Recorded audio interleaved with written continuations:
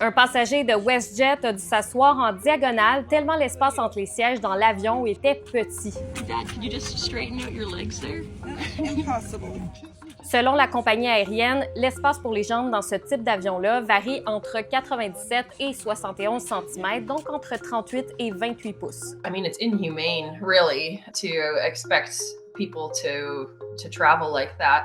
When you buy a seat for a human, you should be able to rely on the company giving you a seat that fits a human safely. It's ridiculous that it doesn't. Heureusement, le personnel de bord a trouvé un autre siège au père d'Amanda avec plus d'espace pour ses jambes, mais c'était assez pour qu'il décide d'arrêter d'utiliser WestJet quand c'est possible. Et ils sont pas les seuls, beaucoup de gens sont contrariés depuis que la compagnie a décidé de réduire l'espace entre les sièges et d'installer des sièges non inclinables en classe économique dans ses Boeing 737.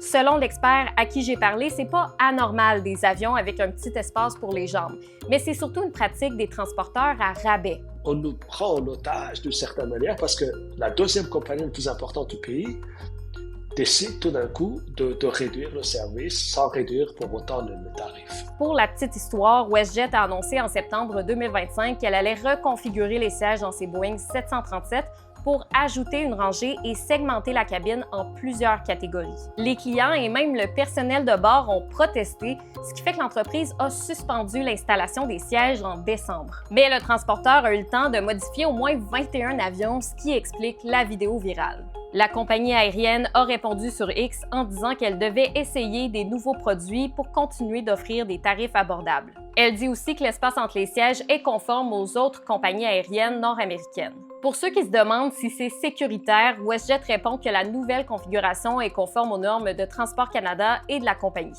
Pour ce qui est du confort minimum dans un avion, M. Ebrahimi pense que les compagnies aériennes vont aller aussi loin qu'on leur permet d'aller.